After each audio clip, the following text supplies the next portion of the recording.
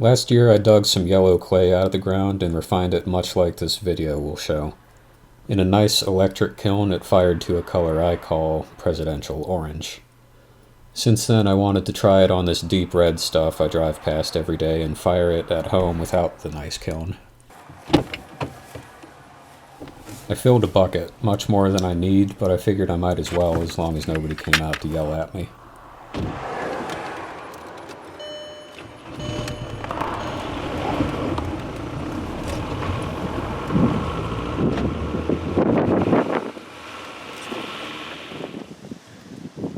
That is some red-ass dirt. There are deposits that don't include much other bits of rock and plants, but those are probably occupied for the most part, and people will yell at you for digging there. My roadside dirt would probably fire alright after just some mixing, but a little extra work can remove the unwanted junk.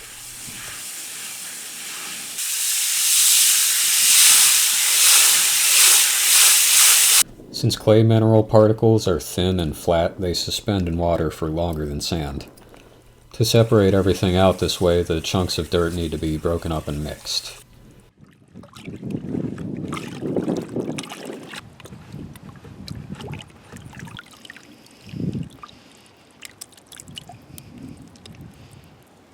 After waiting a couple of minutes to let the heavier stuff sink, I poured it through a strainer to catch plant bits and larger dirt particles.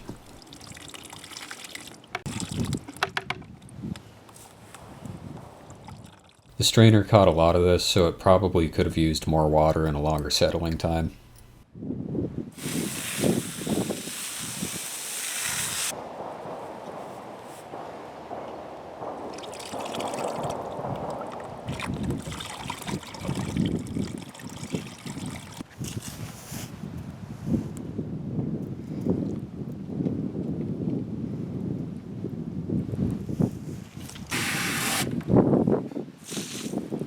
Most everything left is the clay that we want.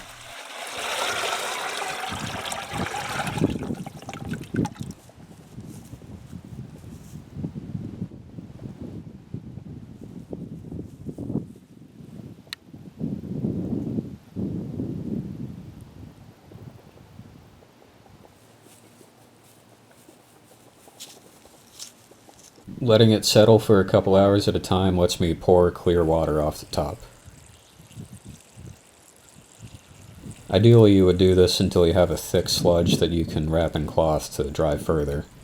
In my case, however, my dad knocked it over and tried to scoop it back with a bunch of grass, and I gave up for a while.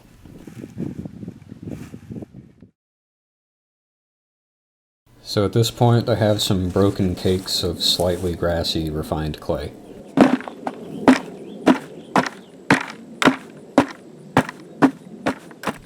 I can deal with the grass as I come across it, so I added water slowly, checking after a few hours every time to see if it was workable yet.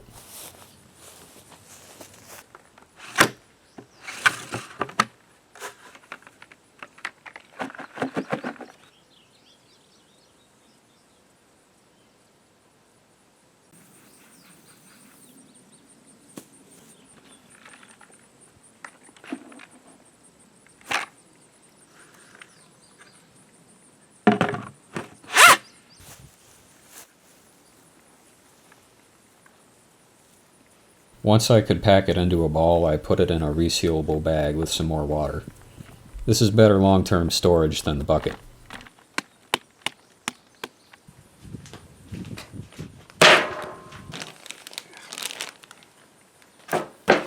Before using fresh clay, it needs to be kneaded to work out excess air and generally mix it up to even out water content.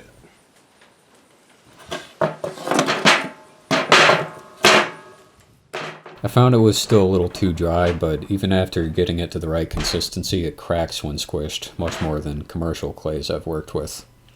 It feels smooth rather than gritty, so it's probably not a refinement problem. I'm guessing it just doesn't happen to be a great mix of clay minerals.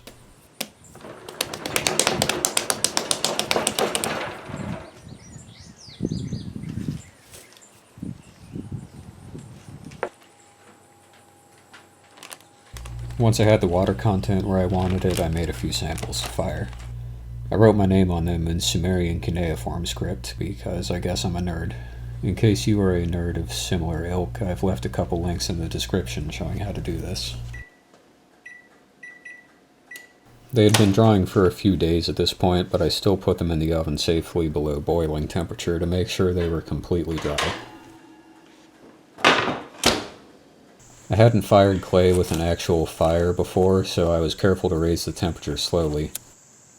If you do it wrong, your clay can crack or explode, and I didn't want to wait a few days to dry more samples and try again. So I slowly added wood around the clay until it was surrounded, then built up the fire with smaller sticks to get it hotter.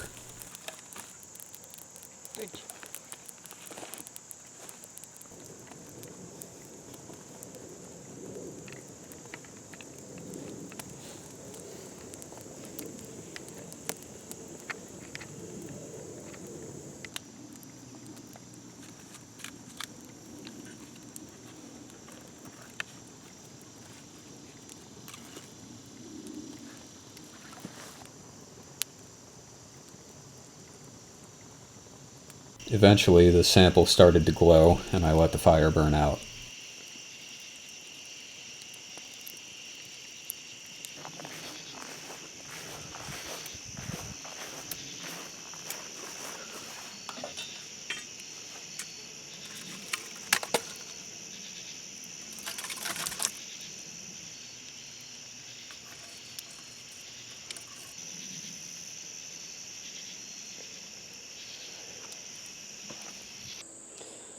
So the campfire sample seemed to fire alright. Not real even color, turned black in one spot, but the side it was sitting on is pretty nice, deep red. Now I'm gonna try it in the propane furnace, see if I can get a little more even color. Last time I tried this, it exploded. So I've got the next sample in the oven cranked up as high as it'll go. Maybe it'll not explode this time.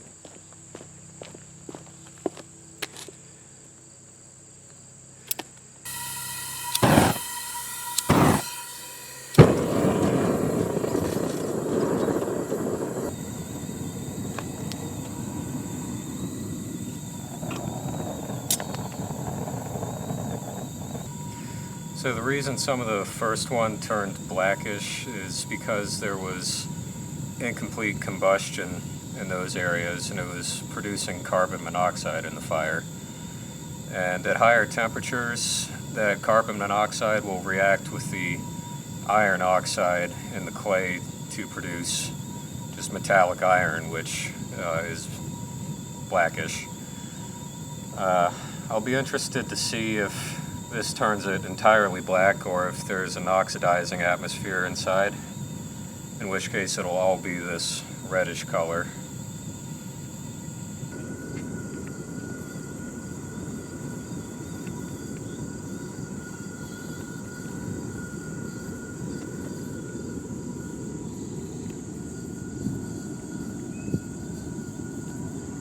I hope you don't mind if I take some time to organize some thoughts I've been having.